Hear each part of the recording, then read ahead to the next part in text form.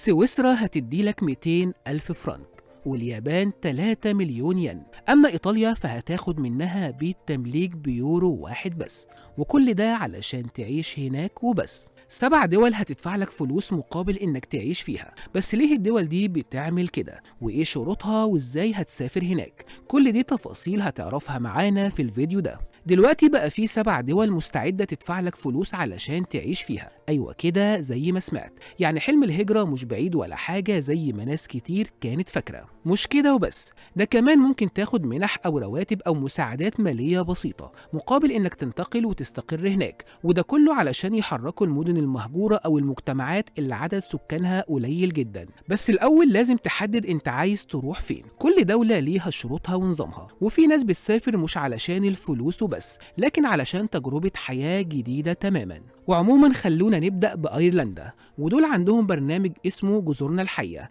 البرنامج ده هدفه إنك تجدد بيت فاضي في جزيرة من جزر أيرلندا، وشرطه إن البيت يكون مبني قبل 2007 ويكون فاضي لمدة 2 على الأقل. بس إيه اللي خلى أيرلندا تعمل كده؟ شوف الجزر هناك سكانها قليلين جدا ومحتاجة ناس تحييها، والبرنامج ده هيديلك لحد 80 ألف يورو لتجديد البيت. بس خلي بالك، البرنامج ده للبيت مش للهجرة. عندك كمان إيطاليا، وأكيد سمعت عن المنازل اللي بيبيعوها هناك بيورو واحد بس الفكرة إنها محتاجة تتجدد على نفقتك الخاصة، لكن في منح ممكن تساعدك شوية. وفي جزيرة سردينيا ممكن تاخد حوالي 15 ألف يورو علشان تشتري وتجدد بيت في بلدة صغيرة ومعاها إقامة لمدة 18 شهر. وفي توسكانا هناك ممكن المنحة توصل من 10 ل 30 ألف يورو للعيش في قرى جبلية صغيرة، بس لازم تتحمل جزء من المصاريف. وكمان للبدو الرقميين في فرصة يعيشوا هناك مجانا تقريبا شهر كامل،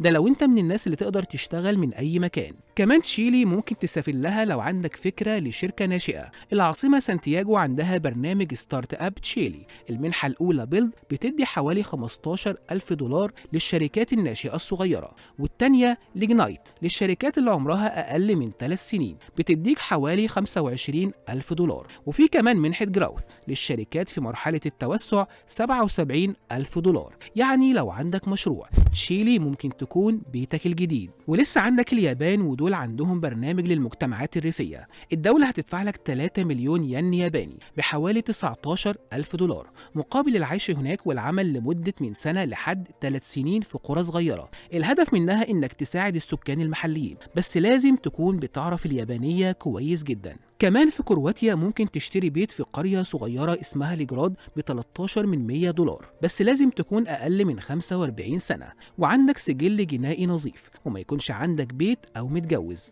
المفاجأة إنك كمان تقدر تروح سويسرا، وهناك في قرية البنين الصغيرة ممكن تاخد حوالي 25 ألف فرنك سويسري للكبار و10,000 للأطفال مقابل إنك تعيش هناك. بس لازم تشتري بيت بحوالي 200 ألف فرنك على الأقل وتقعد هناك لمدة 10 سنين. والقرية صغيرة جدا، ما فيهاش مدرسة أو بنك، بس تجربة فريدة من نوعها. اسبانيا كمان لو انت شاب وبتشتغل في التكنولوجيا ممكن تروح منطقة اكستريمادورا شمال اشبيلية، وهناك هتحصل على منحة بحوالي 10,000 يورو، ولو عدت 2 بتحصل على منحة 5,000 يورو إضافية. كل ده للبدو الرقميين اللي يقدروا يشتغلوا من أي مكان. ودلوقتي قول لنا رأيك، هل فكرت تسافر أو تهاجر قبل كده ولا لأ؟